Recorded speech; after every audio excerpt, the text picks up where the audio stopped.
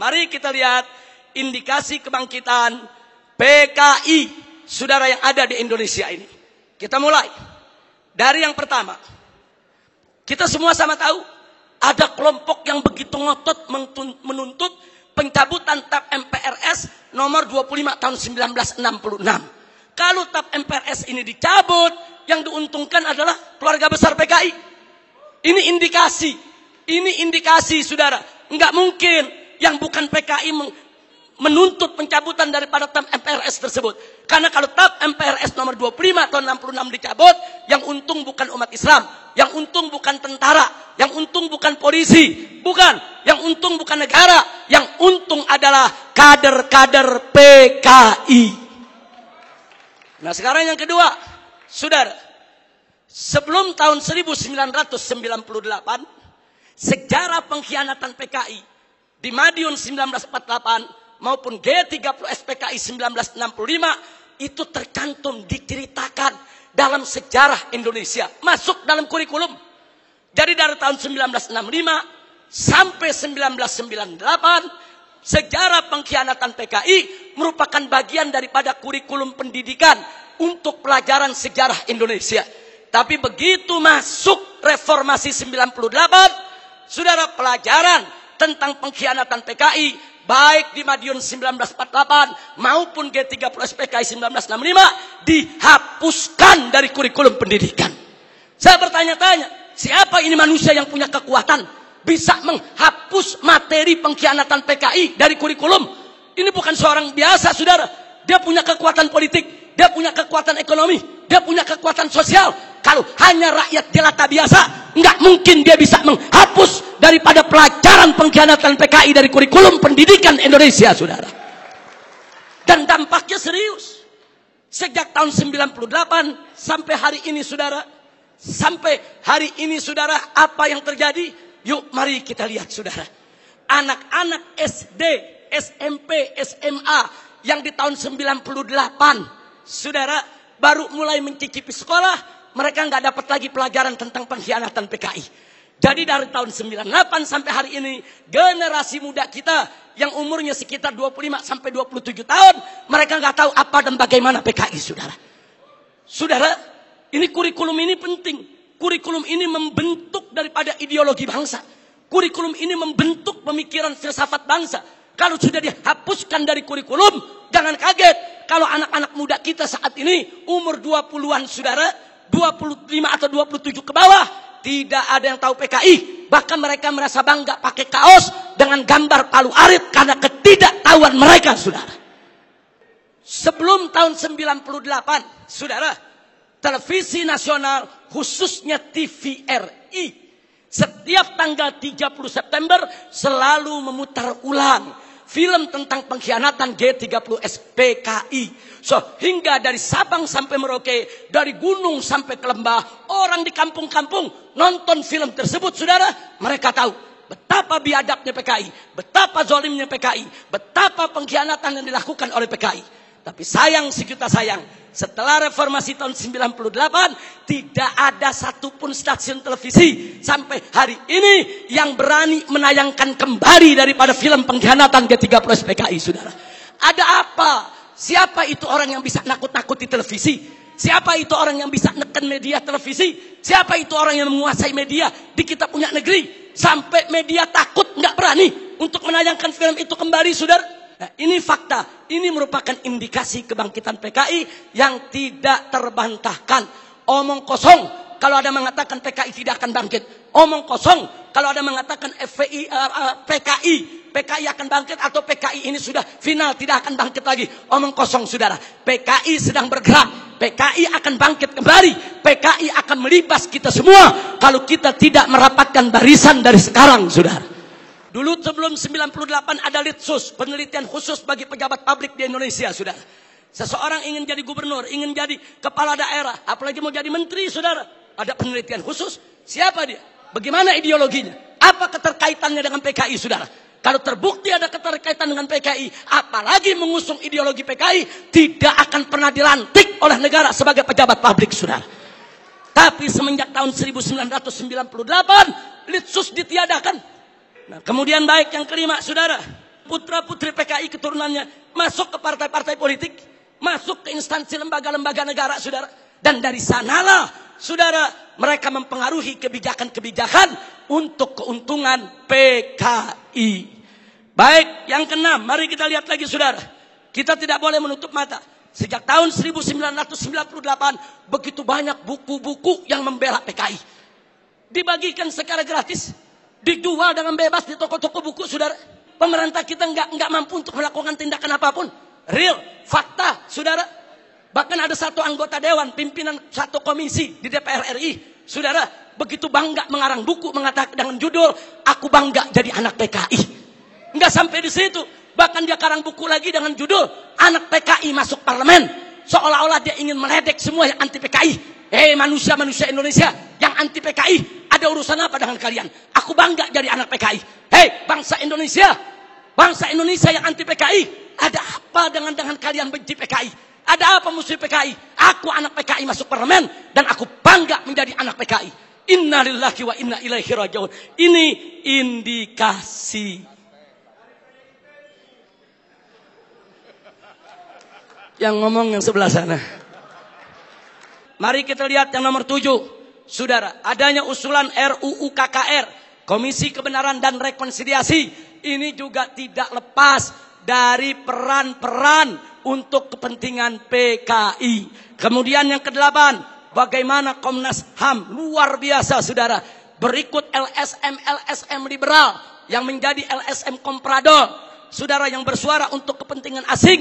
Juga mereka semua bersuara untuk membela PKI. Yang ke-9, maaf, saudara, ya, ada bantuan Cina kepada Indonesia, berikut kompensasinya.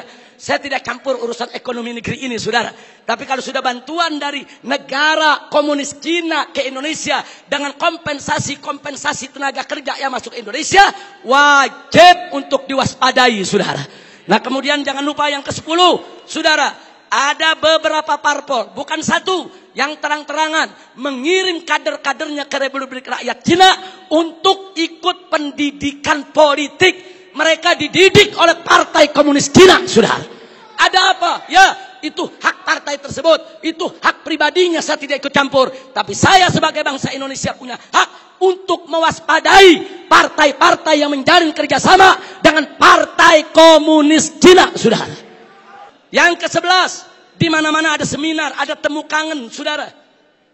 Di mana-mana ada temu kangen PKI, seminar PKI, saudara. Sementara, saudara, dari pihak aparat keamanan setengah hati untuk membubarkan mereka, saudara. Berapa kali di Taman Ismail Marzuki mereka menggelar acara, bikin kegiatan, saudara. Ada bentrokan dengan gerakan bela negara, dengan laskar-laskar FPI di beberapa tempat, saudara. Ada apa? Ada lagi anggota-anggota dewan yang merupakan kader PKI menggunakan kunjungan kerja mereka untuk membuka temu kangen kader PKI sebagaimana terjadi di Banyuwangi beberapa waktu yang lalu, saudara. Yang ke-12, pembentukan ormas Orsospol yang berafiliasi kepada PKI, pemutarbalikan sejarah PKI dan lambang PKI, saudara. Saat ini di kalangan selebritis KUH muda, dan maaf, sampai Menko Polhukam, maaf, harus saya sampaikan, saudara. Begitu kami protes adanya kaos-kaos berlogo PKI, Pak Menko mengatakan, saudara, tentara dan polisi tidak usah over, jangan berlebihan. Jangan kalau ada logo PKI dianggap PKI. Ini kan cuma tren anak muda.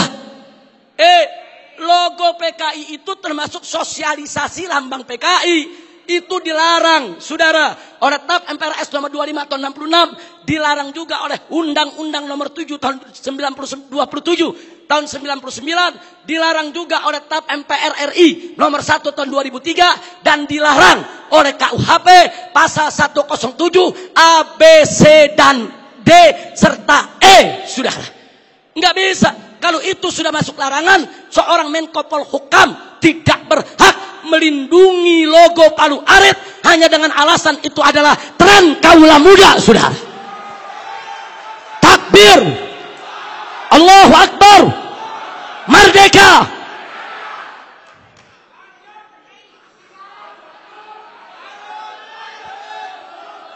Baik, yang ke-15, saudara. Belum lama ini, saudara, ada usulan konyol penghapusan kolom agama dari KTP, saudara.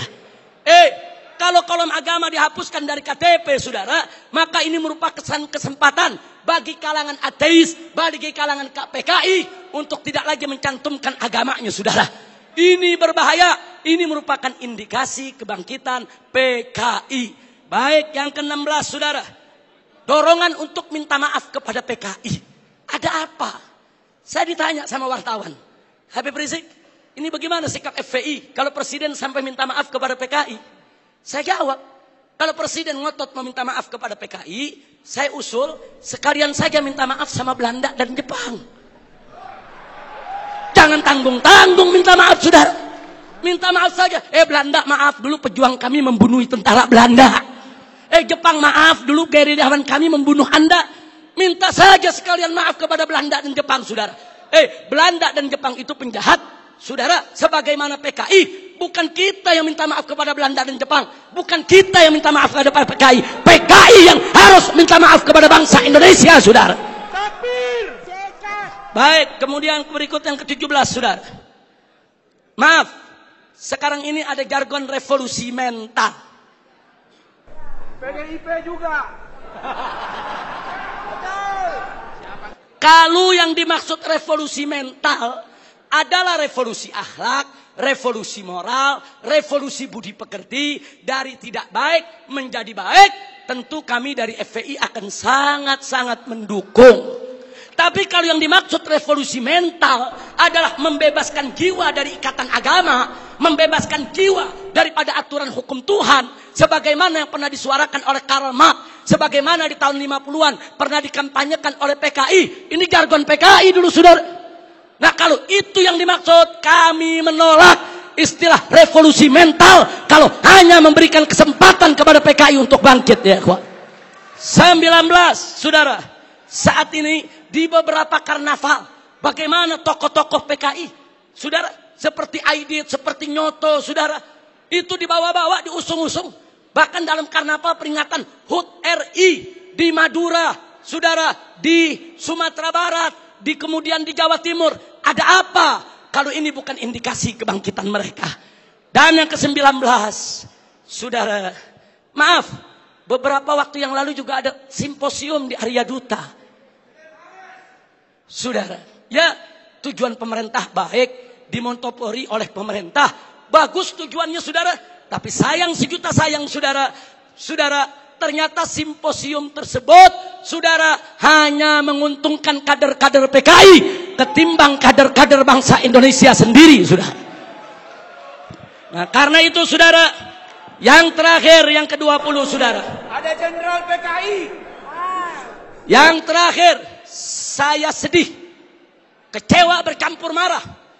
Begitu saya saksikan di ELC, saudara, Indonesia Lawyer Club, di salah satu sebuah stasiun televisi, saudara, ada tokoh yang mengatakan kalau PKI itu hanya korban.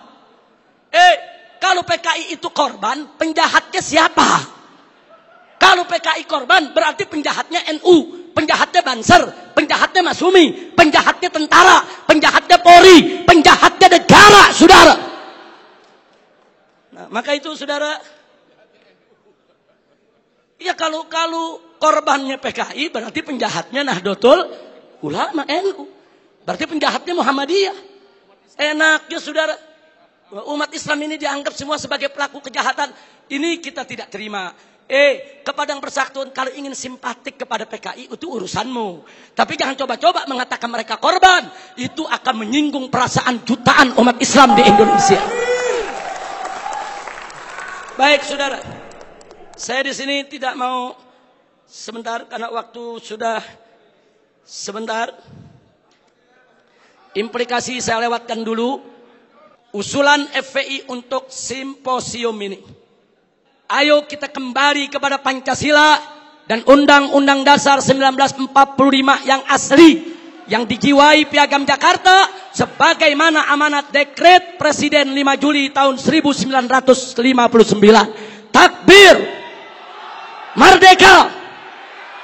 Yang kedua, tolak segala perbuatan dan pemahaman ideologi yang bertentangan dengan nilai luhur ketuhanan yang Maha Esa sebagai jiwa daripada Pancasila. apapun ideologi, pemahaman dan perbuatan yang bertentangan dengan nilai luhur ketuhanan yang Maha Esa harus kita tolak, saudara. Termasuk pemahaman PKI, komunisme, ateisme, kemudian Leninisme, Marxisme, termasuk segala kemunkaran dan kemaksiatan yang bisa mengundang kemurkaan Allah sehingga bisa terjadi yaitu malapetaka dan musibah di negeri kita. Yang ketiga, tegakkan dan laksanakan TAP MPRS nomor 25 tahun 66, Undang-Undang nomor 27 tahun 99, TAP MPRI nomor 1 tahun 2003 dan KUHP pasal 107A sampai E. Karena itu kita serukan TNI dan Polri jangan pernah ragu. Anda semua punya payung hukum untuk menindak, menutup, membubarkan setiap kegiatan PKI di seluruh wilayah NKRI ini, saudara. Kemudian yang keempat, ada 5 poin, saudara. Tolak formalisasi rekonsiliasi dengan PKI. Saudara, saya punya cerita. Di tahun yang lalu, 16 Agustus tahun 2015, kami Ormas Islam itu melakukan long march yang diikuti oleh ratusan ribu umat Islam dari Senayan, Sudirman, Tamrin sampai ke Istana. Kenapa kami gelar itu parade tauhid, saudara, dengan ratusan ribu umat Islam? Karena kami dengar dari sumber yang sangat terpercaya bahwa Presiden, saudara, berencana untuk memasukkan, saudara, item permohonan maaf kepada PKI di dalam pidato kenegaraannya. Kita melakukan demo-demo kecil dan puncaknya yaitu tanggal 16 Agustus 2015, saudara.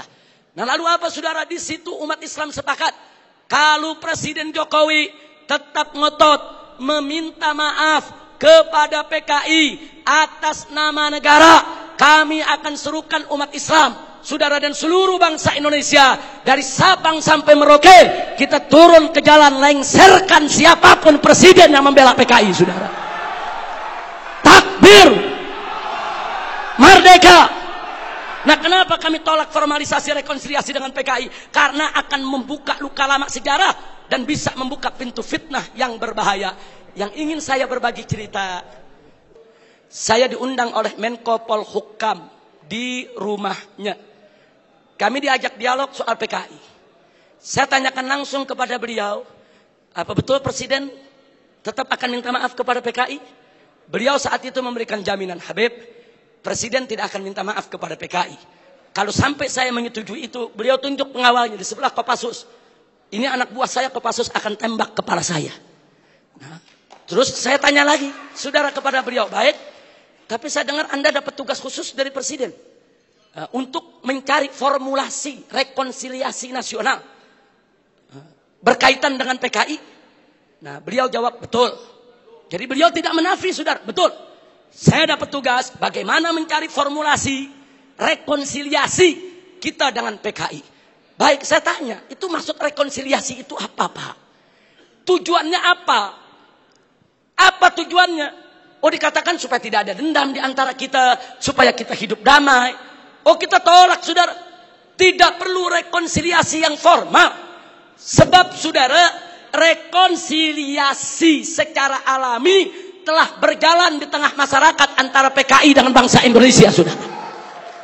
Artinya hari ini seluruh kader-kader PKI, keturunan PKI sudah mendapatkan hak sosialnya, hak sipilnya, hak budayanya, hak politiknya, hak ekonominya. Mereka minta apa lagi?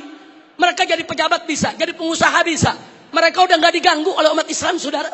Itu rekonsiliasi alami, saudara. Tinggal kita minta kepada keturunan PKI tersebut, silakan kalian berkarya, silakan kalian ini berkarir, silakan kalian berjuang untuk bangsa ini. Tapi satu syarat, kami tidak akan ganggu kalian jadi pejabat, jadi bisnismen, jadi pengusaha. Tidak. Tapi syarat, jangan lagi bangkitkan ideologi komunis, jangan lagi bangkitkan partai komunis di Indonesia. Nah, tapi sekarang mereka minta lebih. Mereka minta partai komunis dipulihkan kembali. Dan lebih kurangnya ajarnya lagi, saudara. Mereka minta negara minta maaf kepada mereka.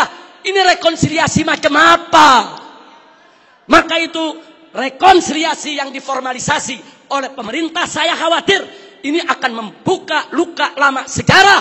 Dan ini bisa membuka fitnah yang sangat berbahaya, saudara.